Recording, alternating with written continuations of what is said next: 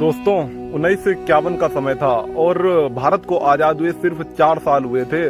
उसी वक्त भारत की लगभग 90% से ज्यादा आबादी सिर्फ कृषि करती थी और खेती पर ही आधारित थी और अपना घर पालती थी। परिवार और बच्चों को उसी से खाना मिलता था और उसी से खर्चा चलता था।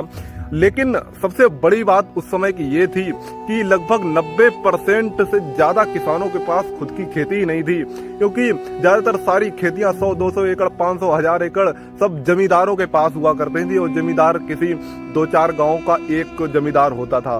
तो इससे आचार्य विनोबा भावे जी बहुत ही प्रभावित हुए कि अगर किसी के पास खेती करने के लिए जमीन ही नहीं होगी तो आदमी अपना पेट कैसे पालेगा, वो परिवार को कैसे संभालेगा। तो वो एक दिन 1951 में तेलंगाना के एक दलित गांव में गए और वहां पर 40 घर दलितों के थे। तो उन्होंने गांव के जमींदार और उन परिवारों को इकट्ठा किया और एक सभा बुलाई और बातचीत की। उस बातचीत में उन्हें पता चला कि 40 परिवारों को लगभग 80 एकड़ जमीन की जरूरत है और जो उनके जमींदार थे उस जमींदार से वो 80 एकड़ की उन्होंने मांग की। शुरुआत में तो जमींदार ने कहा कि ऐसे कोई जमीन कैसे देगा, हम जमीन नहीं दे सकेंगे, हम ये नहीं कर पाएंगे। लेकिन वो करुणा और अहिंसा की बात कहाँ जानते थे। आचार्य विनोबा भावे जो इतने महान थे, उन्होंने उनकी बातों से प्रभावित होकर सबसे पहले श्री वी रामचंद्र रेड्डी ने अपनी 100 एकड़ जमीन दान की और वो उनको गरीबों में बांट दिया गया। और यहाँ से शुरुआत हुई एक ऐसे आंदोलन की जिसको कहा जाता है भूदान आंदोलन। कहा यह जाता है कि पूरे देश में करीब 50 लाख एकड़ जमीन की जरूरत थी जो किसानों को दी जानी थी और अगले 6 सालों में सिर्फ इसी भूदान आंदोलन से 47 लाख एकड़ जमीन किसानों में बांट दी गई थी और किसान उसमें अपनी खेती कर रहे थे। आचार्य विनोबा भावे जी ने पहले ही दिन से पद यात्रा शुरू की और भारत के हर एक गांव में हर एक व्यक्ति से मिले, हर एक अमीर और गरीब व्यक्ति से मिले और वो अमीरों से कहते थे कि अगर आपके 4 पुत्र हैं तो 5वां मुझे मानिए और अपने हिस्से की, मेरे हिस्से की जमीन उन गरीबों को दान कर दीजिए। इतने महान थे आचार्य विनोबा भावे जी। हम अगर आज उन्हें भूल रहे हैं तो ये हमारी बहुत बड़ी भूल होगी। आप जानते हैं कि अगले 6 सालों में आचार्य विनोबा भावे जी की बातों से प्रभावित होकर हैदराबाद के निजाम ने 14,000 एकड़ और रंका के राजा ने 1,02,001 एकड़ और रामगढ़ के राजा ने 2 लाख एकड़ जमीन दान कर दी थी भूदान आंदोलन में। और इस पूरी दुनिया में आज से पहले कभी ऐसी क्रांति नहीं देखी थी, क्योंकि जब भी गरीब समाज ने अपनी आवाज उठाई थी तब खून बहा था और रक्त की नदियां बही थी। लेकिन ऐसी क्रांतियां हमेशा से रक्त रंजित रही हैं और इससे सिर्फ भारत ही नहीं, ज्यादातर बहुत देशों के बहुत से समाज सुधारक प्रभावित हुए थे और उन्होंने अपने देशों में उन आचार्य विनोबा भावे जी की जो आंदोलन था उनसे प्रभावित होकर उन्होंने अपने देशों, अपने लोगों में कुछ ऐसा किया था जिससे यही आंदोलन पूरी दुनिया में फैला।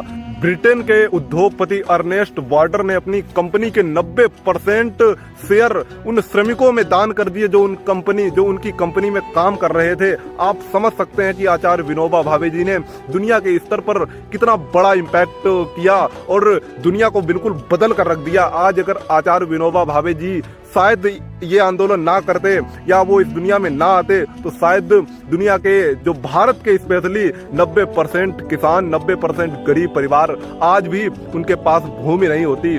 दोस्तों एक बार आप इमेजिन करके देखिए कि उस वक्त का समय अगर आप आज ये करना चाहें तो क्या आप कर सकते हैं, या उस वक्त भी उनके अलावा शायद ही कोई ऐसा था जो उनके जैसा इतना बड़ा रक्त रंजित आंदोलन कर सकता था जिसमें किसी का भी खून नहीं बहा। अगर आप आज ये करना चाहें और मुंबई जैसे शहर में जाएं और वहां पर कम से कम 50 से 60 अरबपतियों से मिलने की कोशिश करें, पहली बात तो शायद ही कोई ऐसा मिलेगा। लेकिन अगर आप उनसे मिल भी गए और उनसे आप कहें कि इसी धारावी स्लम एरिया के 100 परिवारों के लिए मुझे आपसे 5 करोड़ रुपए चाहिए जिससे मैं उन परिवारों के लिए एक अच्छा घर बना सकूं और उनको जीने लायक एक परिवार, एक माहौल दे सकूं, तो शायद ही कोई पैसे देगा। और आपको पैसे देने के बजाय मुझे तो लगता है कि वो अरबपति अपने ऑफिस से आपको धक्के मरवा के बाहर निकलवा देगा, क्योंकि उनके अंदर आत्मा नामक कोई चीज बची ही नहीं है। भले ही आप उनसे ये कहें कि आप मुझे अपना पुत्र मानिए और मेरे हिस्से की जायदाद या जमीन मुझे दे दीजिए, जिससे मैं उन परिवारों, उन गरीब परिवारों को उनका घर दे सकूं, उनकी कुछ मदद कर सकूं। तो वो क्या करेंगे, वो अपना पुत्र आपको मानने की बजाय वो आपको पागल कहकर अपने ऑफिस से बाहर फेंकवा देंगे अपने आदमियों से। आप समझ सकते हैं कि आज के दिन या उस वक्त भी हालात तो ऐसे ही थे, लेकिन हम सब आचार्य विनोबा भावे जैसे नहीं है ना, इसीलिए शायद ये नहीं कर सकते। लेकिन अगर उनके आदर्शों पर चलकर, उनको समझकर हम उनके जैसा नहीं तो उनका 1-2% तो कर ही सकते हैं। और दूसरों से उम्मीद क्यों लगाते हो यार, खुद देखो कि खुद किस काबिल हो। अगर तुम्हारे पास 1000 रुपए हो तो कम से कम 10-20 रुपए तो देने के लायक हो ही। और बहुत से ऐसे लोग हैं जो दूसरों पर ही सिर्फ देखते हैं कि वो किसी की मदद क्यों नहीं करता तो मैं क्यों करूं, मेरे पास तो कुछ भी नहीं है। अरे तुम्हारे पास कुछ तो है, जितना है उतनी ही मदद करो।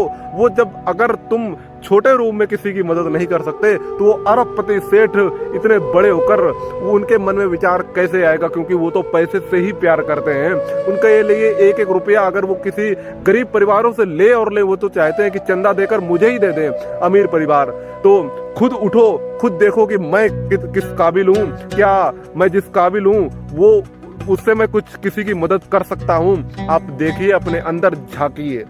और मैं कहना चाहूंगा सारे लोगों से, और जितने भी बड़े स्तर पर कुछ काम कर रहे हैं या छोटे स्तर पर या गरीब परिवार कोई भी जनता हो, उससे कहना चाहूंगा कि ऐसे व्यक्तियों को जानिए, ऐसे लोगों को जानिए, पढ़िए, समझिए और उनसे सीखिए और कुछ ऐसा करिए जिससे उनकी महानता बरकरार रहे। सिर्फ उनको जानने से ही उन्हें याद नहीं रखा जा सकता है। आप उनके जैसा जब काम करेंगे तब उन्हें सम्मान मिलेगा। और आप करिए, क्योंकि देश को अभी भी आचार्य विनोबा भावे जैसे लोगों की जरूरत है। आज भूदान आंदोलन एक परियों की कहानी जैसा लगता है।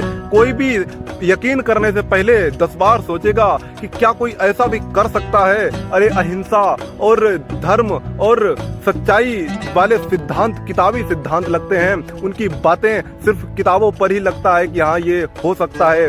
लेकिन आचार्य विनोबा भावे जी का जीवन हमें ये बताता है कि इन किताबी सिद्धांतों को जिया भी जा सकता है, उनसे आंदोलन किया जा सकता है। और आंदोलन सिर्फ रक्त बहाने का ही नहीं, रक्त रंजित भी हो सकते हैं। बिना खून बहे भी इतना बड़ा आंदोलन हो सकता है कि उससे पूरे भारत को बदला जा सकता है, पूरी दुनिया को बदला जा सकता है। क्योंकि सिर्फ आचार्य विनोबा भावे जी की इन आंदोलन सिर्फ प्रेरणा लेकर दुनिया के सैकड़ों समाज सुधारकों ने अपने देश में कुछ ऐसा किया जिससे आचार्य विनोबा भावे जी का जो जीवन, उनके विचार पूरी दुनिया में फैले हैं। लेकिन अगर आप उन्हें नहीं जानते हैं तो आप ये बहुत बड़ी भूल कर रहे हैं। आप उन्हें जानिए और उनके जैसे लोगों को जानिए।